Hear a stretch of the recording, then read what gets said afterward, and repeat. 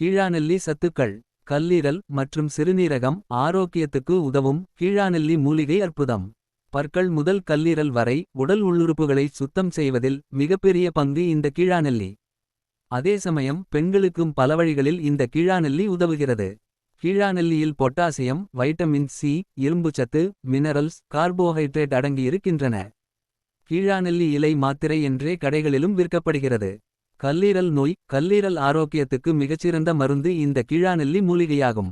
எவ்வளவு மோசமான மஞ்சள் காமாலை நோய் வந்தாலும் இந்த கீரையைதான் விழுதாக அரைத்து பசுமோருடன் கலந்து தருவார்கள்.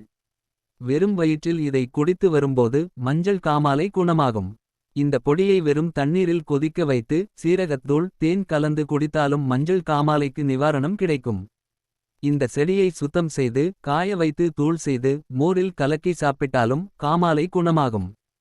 கீழாநெல்லி இலைகளுடன் சீரகம், ஏலக்காய், திராட்சையை நீரில் சேர்த்து காய்ச்சி வடிகட்டி குடித்தாலும் குணமாகும். மஞ்சள் காமாலை. காமாலை மட்டுமல்ல, ஹெப்படைட்டிஸ் பி, ஹெப்படைட்டிஸ் சி போன்ற நோய் தொற்றுகளையும் குணப்படுத்தும் சக்தி கீழாநெல்லி மூலிகைக்கு உண்டு.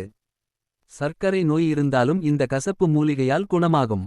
அதைவிட முக்கியமாக கல்லீரலில் புற்றுநோய் வராமலும் இந்த கீழாநெல்லி பாதுகாக்கிறது.